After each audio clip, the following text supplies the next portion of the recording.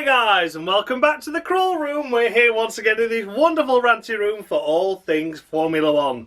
The Brazilian Grand Prix has come to a close, and what could be said for this race weekend overall?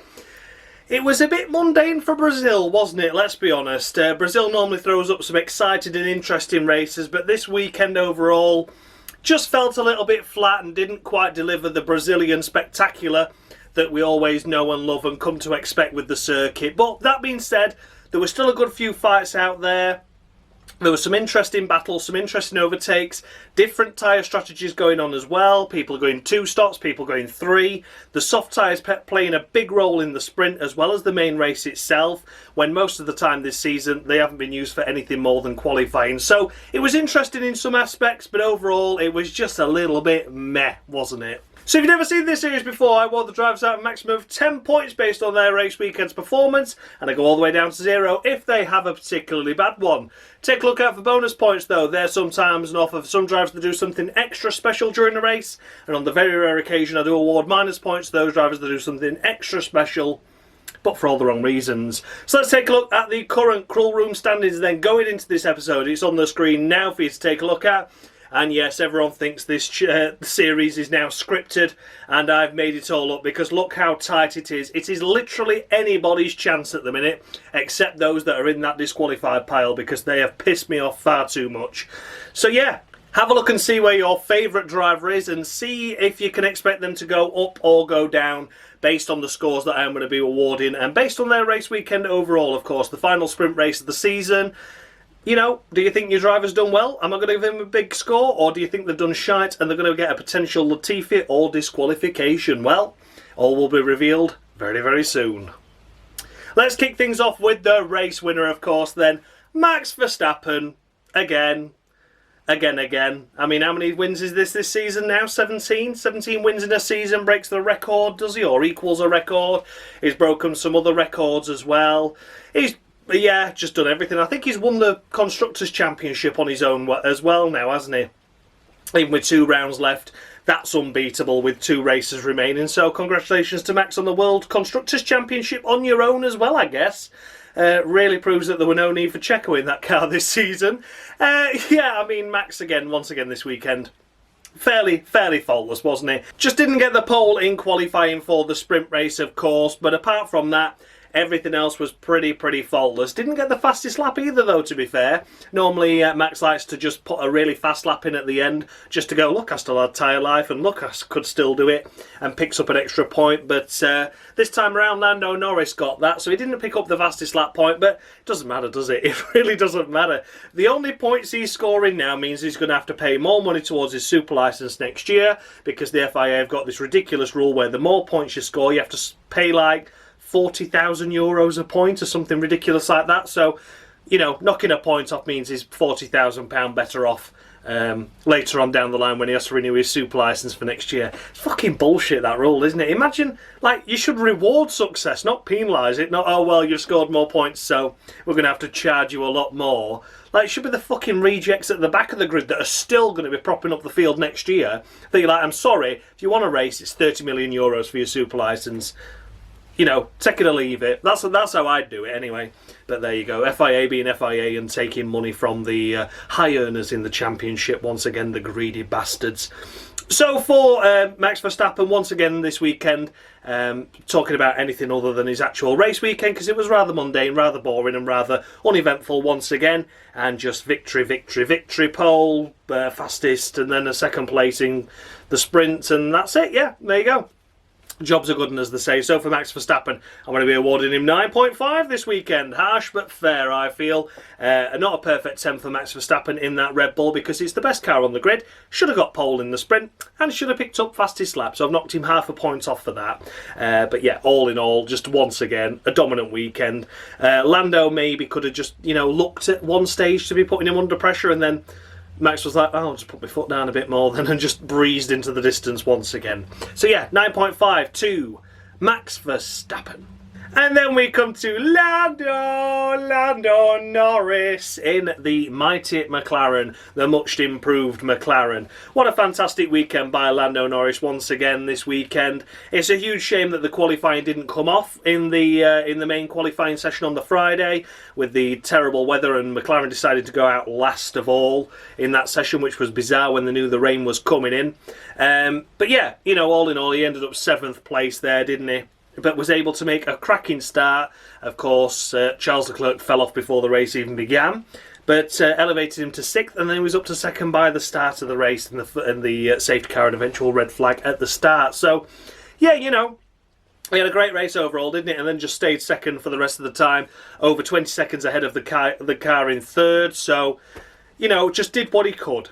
It's only going to take a mechanical breakdown or a silly error from Max to make sure he doesn't win the next 2 races, to be honest. So, you know, Lando doing all he can, but once again being the bridesmaid. Another 2nd place finish, which is still a commendable effort, but 13 podiums now without a win. Ties for the record with Nick Heidfeld for the most podiums without a victory, but of course Nick Heifeld's career came to an end, and Norris's is still very much ongoing. So yeah, all in all for Lando this weekend, I'm going to award him a solid 9. 9 out of 10 for me personally. Shame that qualifying didn't come through on the Friday.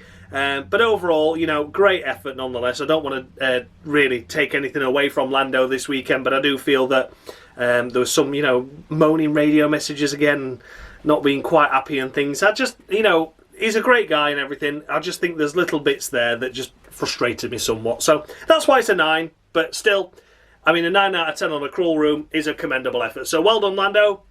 9 points to you. And in 3rd place, we come to Fernando Alonso. That's right, Aston Martin have scrapped all those updates, stuck them all in the bin, and gone, right, well, fuck them off, and then we'll go back to his car that we've had since the start of the season. And all in all, it just becomes suddenly really quick again, back to podium potential, and that is what Fernando Alonso delivered. So, fantastic effort by Fernando Alonso. Really, really just crazy how good he was this weekend once again. It was a shame that it all went wrong in the sprint qualifying, wasn't it? It could have been so much more than what it was. Both cars out in Q1, wasn't it? Well, no, Fernando did get into Q2, didn't he? But of course, with the damage that he sustained by being hit by Esteban Ocon, we'll come to him in a minute. Yeah, it meant that he started 15th and couldn't do anything from there, but some good overtakes in that sprint, wasn't it, even if it wasn't points in the end. For Fernando Alonso this weekend, I'm going to score him a solid 9 out of 10 as well. He's joining Lando Norris in the 9 out of 10 club. I just feel that this weekend overall, once again by Alonso, it was great to see him back up here, great to see him back fighting.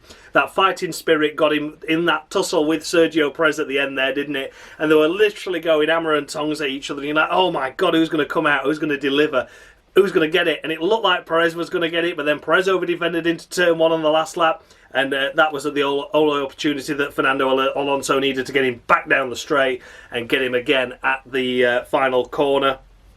And of course there, you know, coming back up the hill, back up the banking, and Perez is after him, and then half a 10 separate the podium finish. That was the only exciting bit, and it was getting exciting with about 6 or 7 laps left, wasn't it? Perez was always mounting an attack, but couldn't quite get around him. Fernando Alonso putting up a great defensive effort. So yeah, well done, Fernando. The only driver to provide excitement this weekend, really, in that main race on Sunday. So it's a solid 9 out of 10 for him. Great to see him back on form, great to see him back on a podium, and I'd love to see him stay on those podium positions for the last couple of races as well. It'd be nice for Aston Martin to end the season how they started it after a mid-season slump. But yeah, weird one that. Chuck all the updates in the bin and the car is quick again. There you go. Aston Martin need to get their act together, but they've got it together now. Sling it all in the bin, and Fernando Alonso, 9 points to him. In 4th place it is, of course, Checo Sergio Perez by half a 10th. Yeah, disqualified on the cruel room anyway, has been for quite some time now. But this weekend was an encouraging sign that Perez is back, isn't it? It must be said.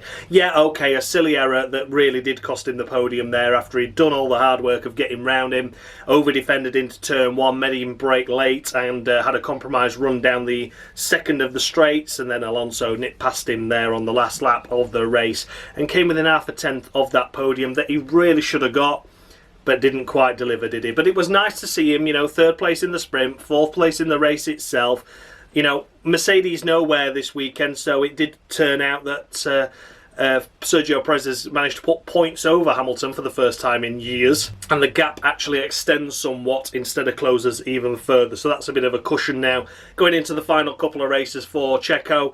And yeah, disqualified on the cruel room anyway, so can't score points, but it was an encouraging sign that the Checo that we know and love did come back. But is it going to be back for Las Vegas? Who the hell knows? You know, who knows? But nonetheless, there you go. Disqualified anyway, Checo, but encouraging signs to come, hopefully, we think. Maybe, nearly, not quite. Just replace him. Finished in 5th place. Oh dear, what is happening? What is happening? It's Lance Stroll. Oh my bloody giddy aunt, eh? Oh my giddy aunt. What the fuck's he doing up here? I mean, Christ, we must know that Aston Martin have got a car that's suddenly capable again. If Lance Stroll's finishing 5th, friggin' hell, 10 points he's picked up. 10 bloody points. Oh dear. I mean, I just can't believe it, really. I really can't. That is just unbelievable that Lance Stroll's actually been good this weekend. Lined up 3rd as well, and out-qualified Fernando Alonso. I forgot to mention that, didn't I? We're talking about Alonso. I mean, what's happened to him? Like, genuinely quick all weekend. Can't he believe it? You know. Anyway, disqualified anyway. Been long disqualified on the cruel room. He was the first one to get disqualified. But bloody hell. I can't, honestly, blows my mind. Blows my mind. 5th place he picks up. And I'm talking about him this early. Unreal. So yeah, Lance Stroll, disqualified anyway. Remains disqualified, but Jesus Christ, wasn't expecting that. Finishing in 6th place, we come to Carlos Sainz. Smooth operator. Well, smoothish. Smoothish, you know. Looked to have good pace towards the end of the race there. Made some good overtakes on the Mercedes of Russell and Hamilton, who were fairly well faltering, it must be said. They were dying a death, weren't they, towards the end. Yeah, you know, Carlos Sainz this weekend overall, solid performance, but the Ferrari, I don't know, did it have the pace? Did it not have the pace? 1 minute it was struggling, the next thing it was alright. Towards the end it looked quite good. I don't know, a weird one. But nonetheless, Carlos Sainz is going to get a solid 7 from me this weekend. I think that's a fair score, a fair assessment of his race performance overall. We couldn't really see what he was going to do against his teammate, of course, because his teammate was out before the start of the race. But yeah, you know, Charles Leclerc outperformed him in the sprint and in the qualifying sessions, so got to go based on that. You would like to think that Leclerc could have been in that battle for that final podium place, perhaps. Carlos Sainz just overall solid, but nothing special. A solid 7 to Carlos Sainz. And finishing in 7th place, we come to Pierre Gasly in the Alpine. Yeah, Alpine this weekend, once again, they're in that weird position where they're 6th in the Constructors. That's where they're going to stay. They're not going to fall. They're not going to climb. And the car, you can kind of tell that that's where it belongs as well in the races, because here it is just picking up a few points here and there. Nothing really special. You don't get to see much of him. He's just sort of tootling around, pick up a few points, go home. And that's sort of it, isn't it? They're very anonymous, the Alpines, it must be said. Unless they make themselves known. Esteban Ocon. But yeah, for Pierre Gasly overall this weekend, a solid 7th place. I think Pierre said he would have liked to have gotten Sainz before the end, but obviously that didn't quite come to fruition. Yeah, you know, good strategy, good pace by Pierre Gasly as well. Picks up a few points, he wants more, Alpine want more, they're just very anonymous, but what can you do, that's life. And for Pierre Gasly overall, it's 8 points to him for this weekend. I don't think he could have done really much better than that, even if he did say he would have liked to have got Sainz. Realistically, he didn't, and I don't think he was gonna. But it's just one of those things, isn't it? The driver instincts always wants to get that position ahead. It's a shame for Gasly this season overall, to be honest. He's not had a great one, has he? But it's mainly been down to the car and, of course, as well, having to play second fiddle to this fucking great number 1 driver of a teammate that he's got in Esteban Ocon, the next Max Verstappen. You know, what a fucking hero. And he has been compromised by strategies to favour him as well, so I do feel sorry for him this season overall. Pierre Gasly doing what he can with the car he's got, and it's a solid 8 this weekend. That's all he's going to get. That's all he's going to get from me. Finishing in 8th place, we come to Lewis Hamilton. Oh my God, how shite was that Mercedes this weekend?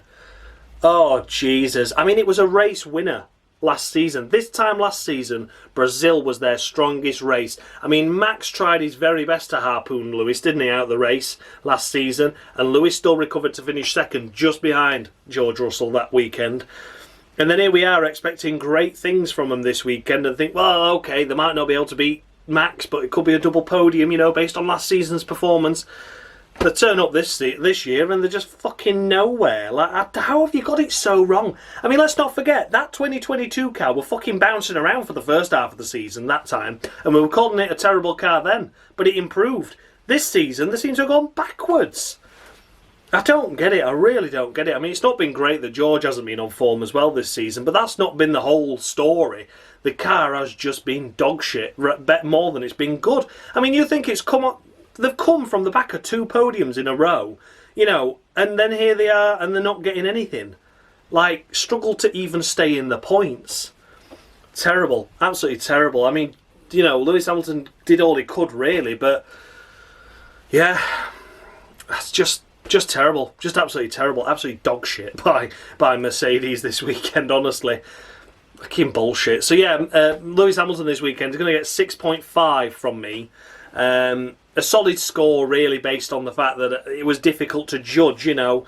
Was there more pace in the car? Could George have maybe beaten him if it had been allowed around him, you know? There's a lot of question marks. There's not really a lot of answers to it. But the car overall was poor, so I don't want to give him too low a score. But then other drivers around have had a much better weekend overall. And Hamilton was just a very average one. Be it the car, be it the driver. It was all a bit meh and a bit flat, wasn't it? So yeah, Lewis Hamilton this weekend, 6.5 to him. Finishing in 9th place, we come to Yuki Tsunoda in the Alpha Tauri. So not only does he pick up a couple of points in the main race, but also picks up 3 crucial points in the sprint as well with a 6th place finish. So well done, Yuki, for that. Good effort indeed. 5 points. Closes the gap from 12 to 7 now on Williams for P7 in the Constructors. And of course beating his teammate Daniel Ricciardo in the process in both the sprint and the qualifying itself. So, and in the main race, of course. So yeah, you know, that AlphaTauri looks much improved this season. Yuki Tsunoda seems to be a great all-round driver now and delivering what he can with the car he's got. He was frustrated that he was P9. He liked to have thought that he could have got at Lewis Hamilton, who was really struggling towards the end there, but didn't quite manage it. There were little bits of moaning on the radio, weren't there, that I didn't quite like. I can't remember when it was, but he wasn't happy at times. And both cars as well, of course, out in Q1 where they should have really been into Q2 minimum, and then from there maybe starting like 12th or something. So a better qualifying for Yuki could have seen him score more points in the main race rather than just these 2. It could have been 4, could have been 6, could have been a lot more, because this had a high rate of attrition this weekend, and I think 2 points is good. But then you look at how many cars retired that would have maybe necessarily finished ahead of Yuki. I do think points are possible in that AlphaTauri when there's 20 cars still running now. So the fact he's 9th and a lot of retirements behind him, yeah, difficult one to judge, really. But for Yuki Tsunoda overall, I'm going to award him 8 points. 8 points on the crawl room to him. And that is mainly for the sprint race, because I thought that was a great weekend overall. That Saturday was a solid Saturday for AlphaTauri. And I think, judging by those sort of performances, you'd have expected more come the Sunday, but it just didn't quite work out like that. The poor qualifying for starters, and then overall just, you know, Tsunoda making a mistake there when he was battling with Bottas. Didn't he caught the grass, went wide onto the grass, lost the position to Bottas. Things like that all amounted to him maybe not getting more points than he could have got in that Sunday main race. So yeah, 8 points to Yuki. A great weekend overall. 5 crucial points, but it could have been 7. Could have been 9. Could have been a lot more points on the board for him. But yeah, 8-2, Yuki Tsunoda. The final points finishing position, of course, it is Esteban Ocon. Este to you. Ain't like Esteban Ocon.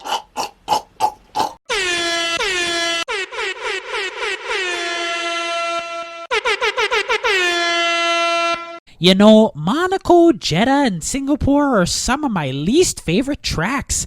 There's just not enough runoff to let me explore my creative driving style. And there we have it, a Latifi of the week to Esteban Ocon.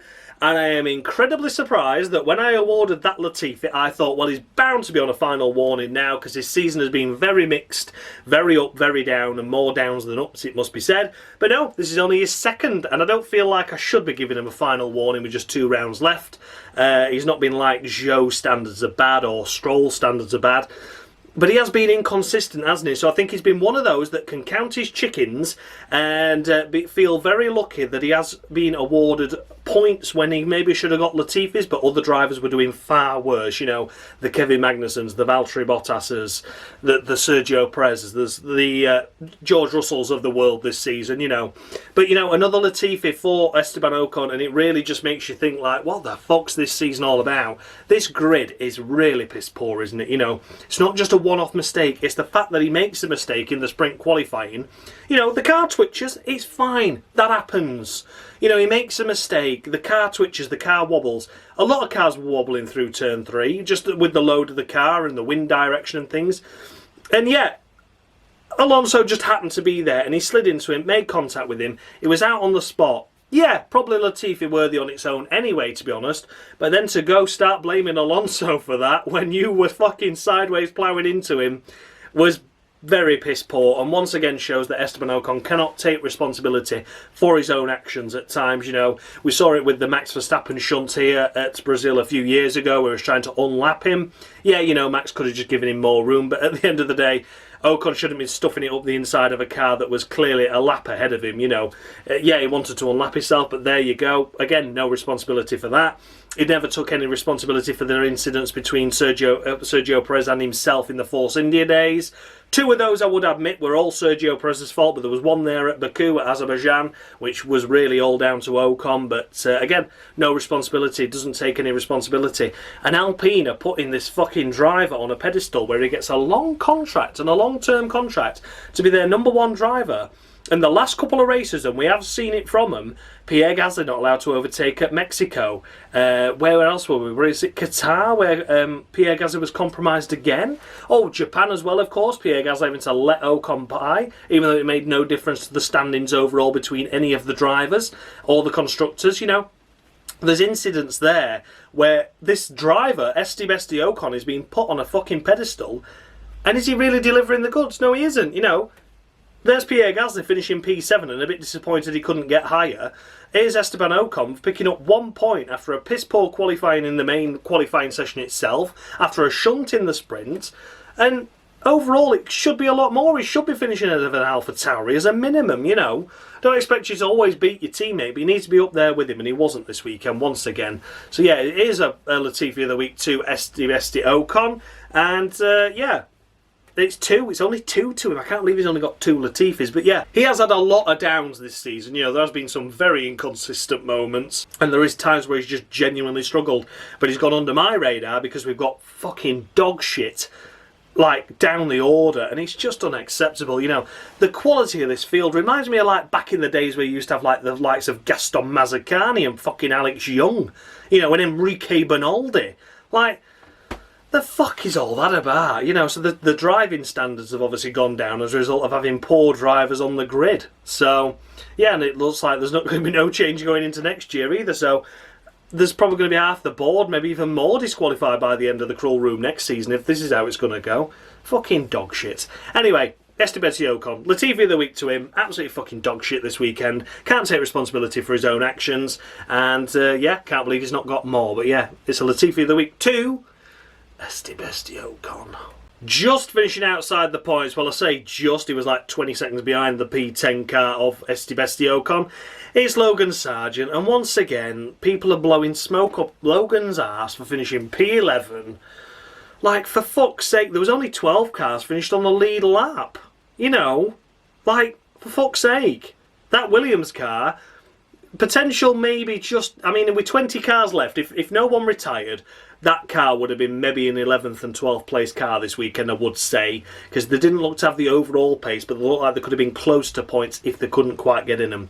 So the fact that I think that car was around the 11th, 12th area anyway, and then he's had effectively 8 retirements, 6 retirements and 2 cars a lap down with damage, and he's finished 11th.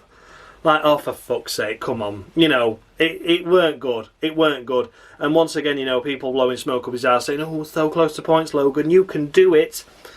No, it should have been in the points, definitely. Like, absolute minimum should have been in the points. So, yeah, Logan Sargeant, I don't get it. I don't know. I think looking at it all, I think he's going to get that fucking Williams seat next year. Doesn't deserve it. But here we are. So, Logan disqualified in the cruel room anyway. Been disqualified for quite some time. I gave him all the opportunities I could. As a rookie on the grid, I tried to give him and try and be fair, but this season has been a very, very poor one. He scored one lucky point as a result of disqualifications for Charles and Hamilton at the US at the Austin Grand Prix. And his teammate Alex is on like 27 or something. So, proves that the car's got pace for points. So Sargeant just can't do it. So yeah, disqualified anyway. Another poor showing. P11 when there's only 12 cars finishing the race on the lead lap. Yeah, what more can I do? It was fucking pathetic. Finishing in 12th place, it is Nico Hulkenberg.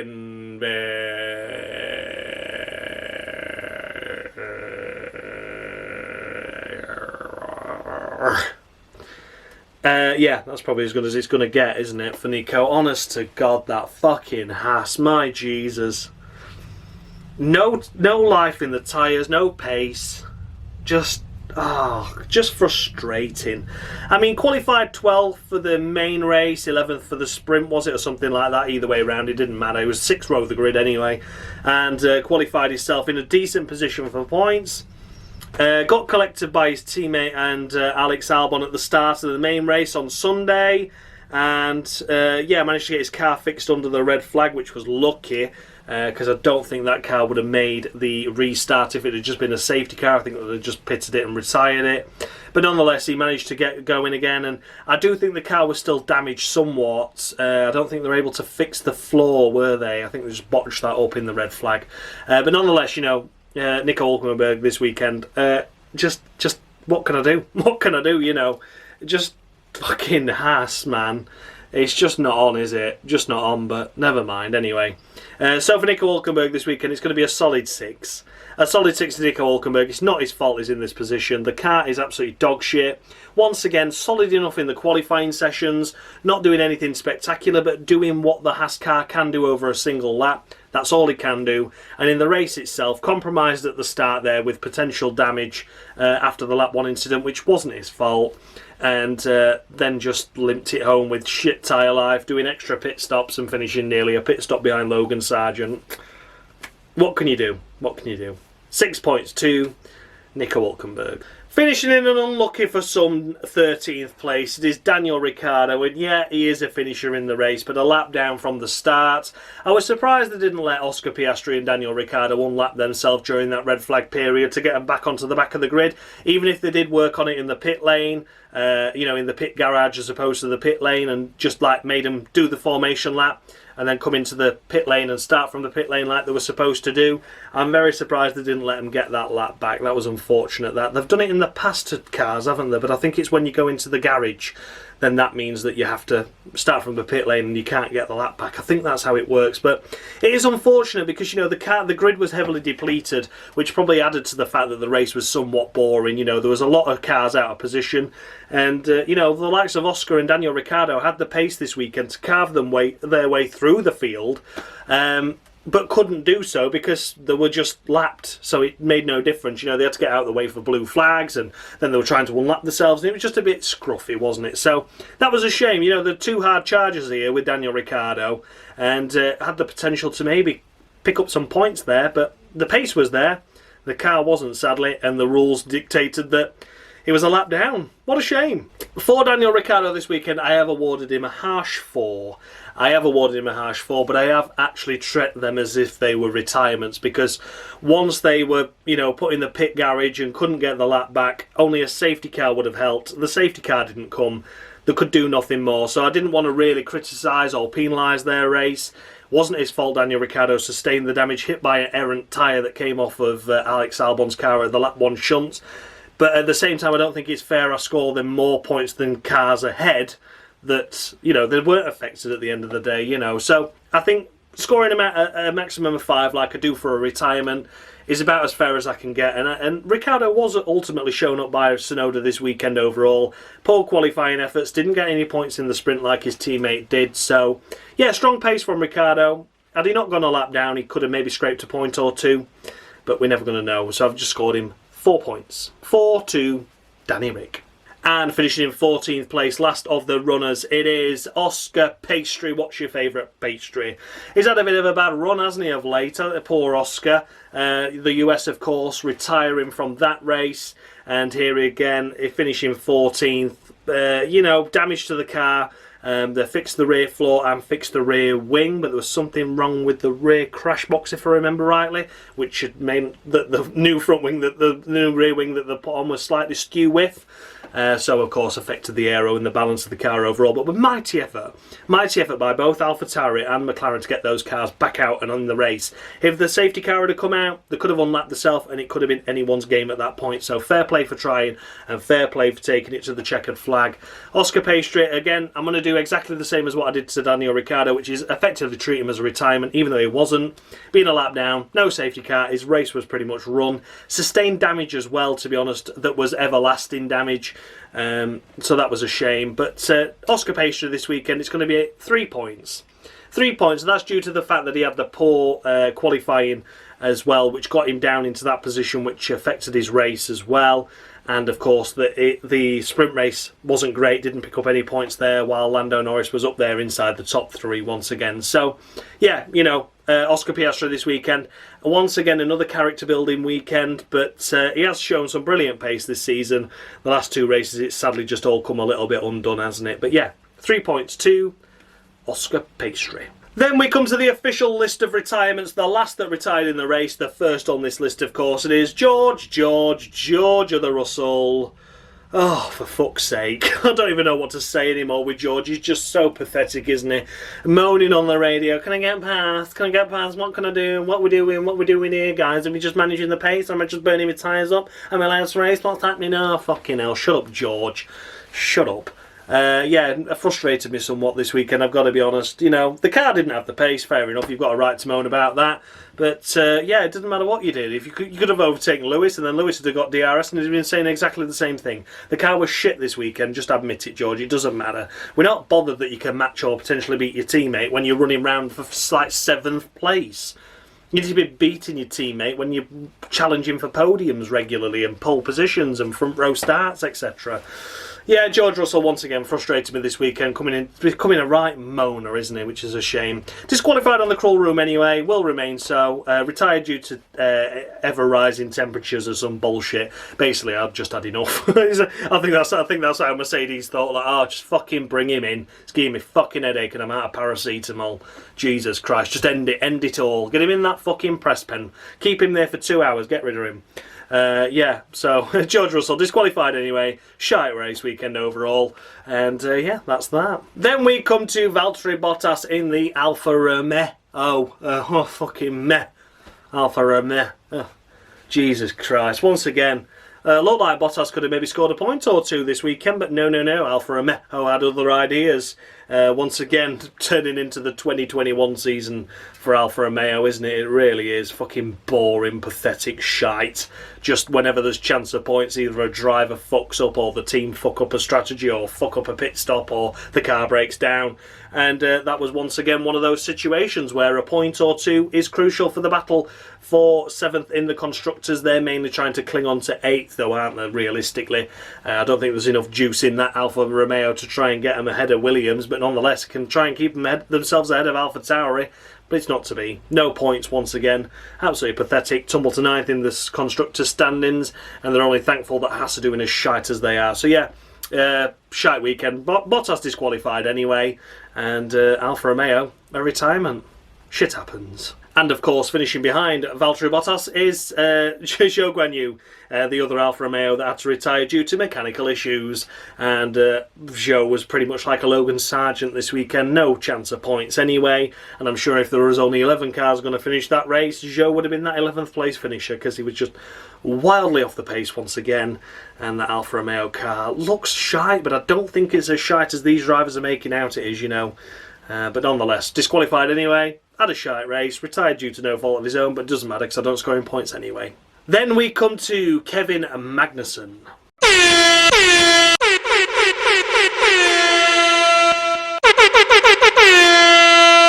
Hey, guy, come join me in the disqualified pile. Don't worry, the goat doesn't bite. Well, not unless you want me to. Growl. And there we have it, disqualification for Kevin Magnuson due to a rather lacklustre season overall. And he was predominantly to blame for the incident between himself, his teammate and Alex Albon at the start. There was plenty of room for him to go left, but he just kept squeezing his teammate right. Now, even if he didn't know that Alex Albon was there on the outside of Hulkenberg, why would you go and try and squeeze your teammate up against the wall? Dick move in my eyes. You know, when you're in a Haas car that's just literally scrabbling for anything it can get, don't fucking go battling with each other. Hulkenberg had a good start. Alex Albon had an even better one, didn't he? Around the outside of the two Haasers. That was Albon, that was Hulkenberg. Here's K-Mag. I've got all this room to my left, but I'm going to keep going right. And of course, then it was the tag. Touch. Hulkenberg touched into the side of Alex Albon. Albon went into the side pod of Kevin Magnuson. Those two exited stage right over there, fucked off into the wall, and that was the end of their two races. Hulkenberg with damage as well. And Kevin Magnuson cost himself, although it was a racing incident, and I am very much thinking that, you know, I completely agree with that decision of a racing incident, no further action. There was plenty of room on that left side for Kevin Magnuson to go, but he chose not to and chose to go up and squeeze his teammate, unaware that Alex Albon was there. So I think that's a dick move overall, and he has been disqualified on the cruel room for it. So yeah, probably long overdue as well for Kevin Magnuson. A very lacklustre season this season by his standards as well. Nothing like his 2022 season, and although the car's dog shit, you know, let's not forget the car is shite and not as good as last year's car. I do think Kevin Magnuson should have a lot more points than he does. You know, he's only got 3, hasn't he, this season? I mean, he should be on at least 6, I would say, realistically, with that car. Maybe even a couple more. Hulkenberg's got 9. You know, there should have been more from Kevin Magnuson this season, but it's just not to be, is it? Just a season to forget. And let's see how he gets on next season. But yeah, he has been disqualified on the crawl room. Then we come to Alex Albon, and what a shame for the Williams squad this weekend overall. As mentioned with Logan Sargeant, I think if all 20 cars had finished, I don't think there'd have been a chance of points realistically. I think that Williams would have been around 11th and 12th. But with some retirements, they could have got themselves into the points quite nicely there, 8th, 9th, 10th sort of area. Especially with the long list of retirements that we see here. Okay, most of them would have been behind them, i.e. the Alfa Romeos, but you've got the likes of Charles Leclerc still to come, so, you know, there was chance there, an opportunity for Alex Albon, especially after a great start there. If that hadn't have all kicked off and the collisions wouldn't have happened between themselves, that would have already put Albon 11th. So that would have been a great start for him.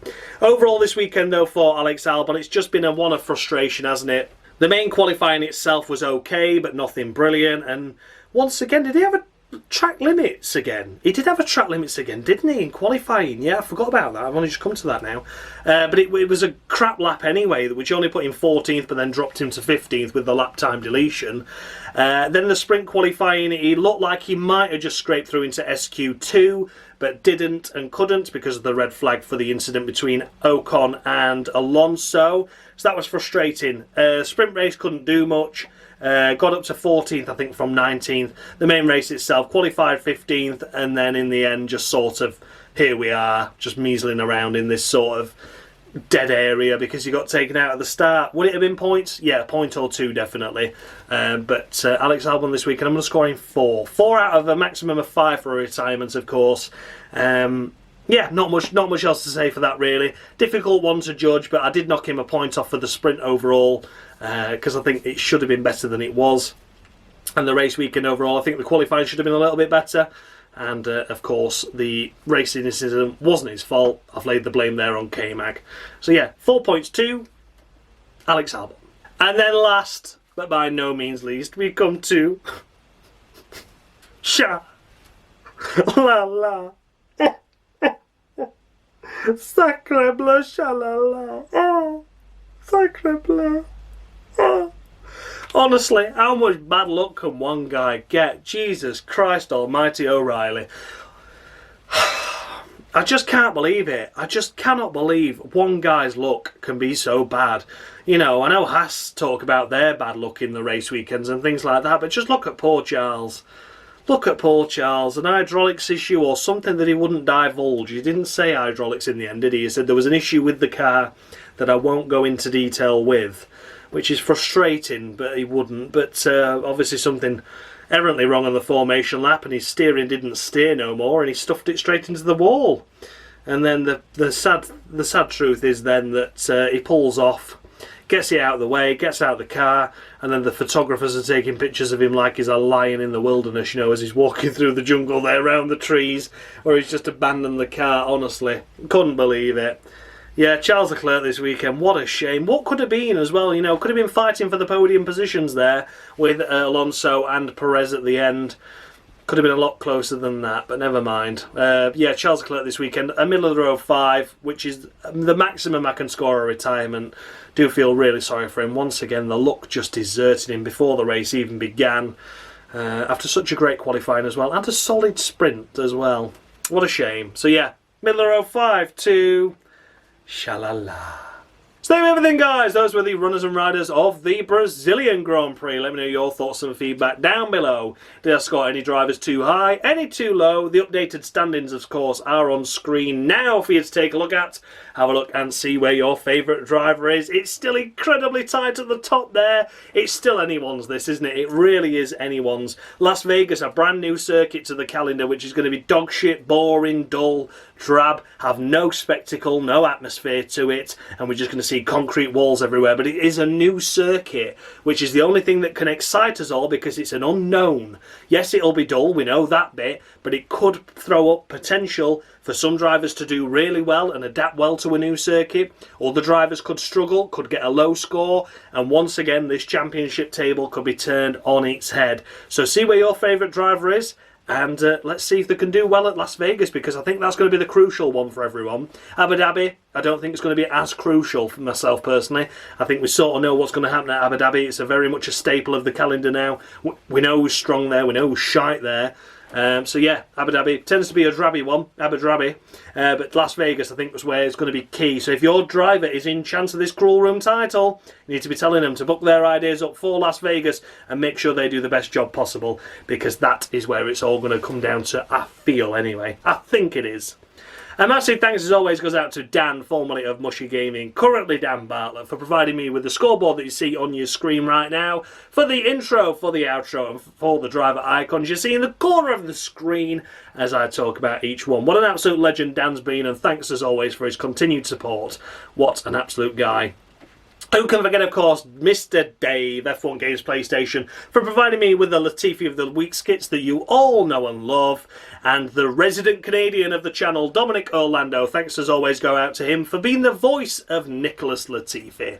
So I will see you all in a couple of weeks' time. That's right, we have a week off. Thank God, hallelujah. I might put some different content out for a change, eh? Shall I? Shall I? Shall I? I probably won't. But yeah, thank you so much as always for the continued support, guys. Thank you for this triple header. It's been great as always, and I'll see you all in a couple of weeks for Las Vegas. Oh, can't wait. What a shit race it's going to be. Thanks a lot for watching, guys, and as always, much love.